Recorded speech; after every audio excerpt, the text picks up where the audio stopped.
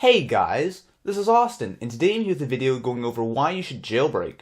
Now I get this question asked literally many times every single day, and instead of just answering each person individually with some of the pros and cons and whatnot, instead I'm going to make this video and explain what jailbreaking is all about and why you should or maybe you shouldn't jailbreak. So of course if you guys are already jailbroken, you may want to share this video with your friends who are interested or whatnot. Let's just go ahead and jump right on in. Right now we have an untethered jailbreak for all devices on iOS 5.0.1. So that includes the iPad 2, the iPhone 4S, and all the previous generations of devices. Now this is something that's becoming a lot rarer. It used to be that we would have a fully untethered jailbreak and be out every couple weeks or whatever for all these different devices.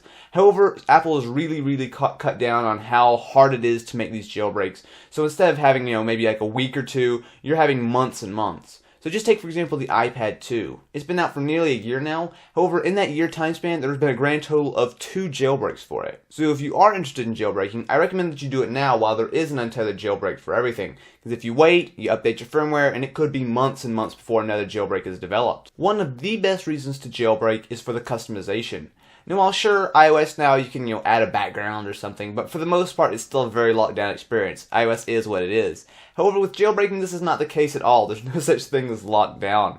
So if you want to do some small subtle tweaks, like for example have a scrolling dock with cover flow, you can certainly do that. Or if you want to go more advanced, for example you want to install an Android theme, or a Windows Phone theme, or some kind of anything in the middle, or in fact you can make your own theme. There's all kinds of possibilities. And that's one of the great reasons why I love jailbreaking. You can really fully customize the look and feel of your device. Jailbreak tweaks are one of the biggest reasons to jailbreak.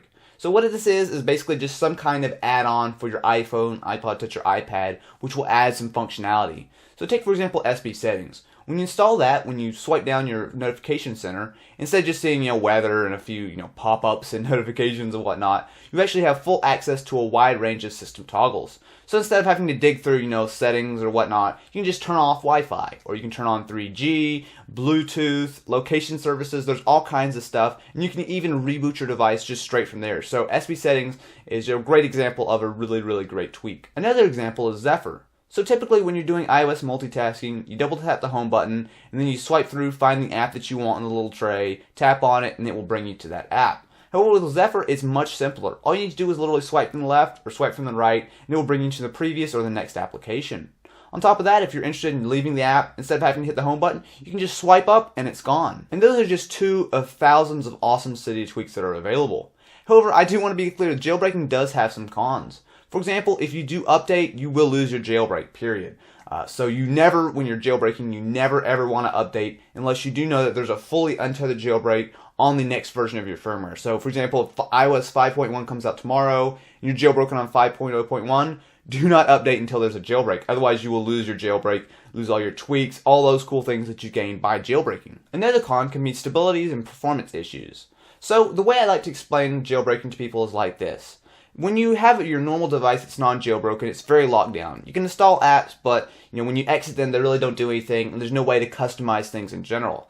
However, when you jailbreak, it's like you turn your device into a mini computer. So let's say you have your computer. Of course, you have full access to install whatever you want. So you can install all kinds of crazy themes, you can run all the programs you want, and that's great, it's fine, you have that full capability. However, if you run a ton of crap on your computer, it's going to slow down. It's just the way it works. If you've got tons of stuff running, your computer's got to spend a lot of time making all the stuff run. Well, the same thing goes for jailbreaking.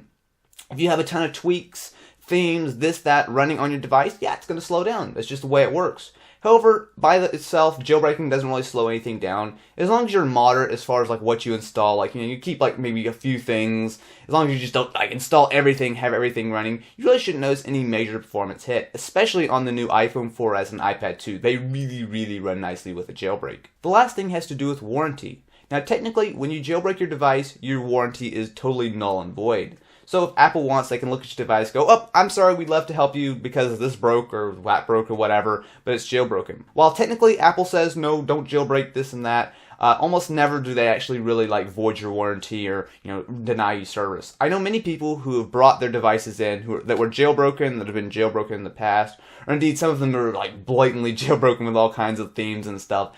And generally Apple will go ahead and fix it, no problem.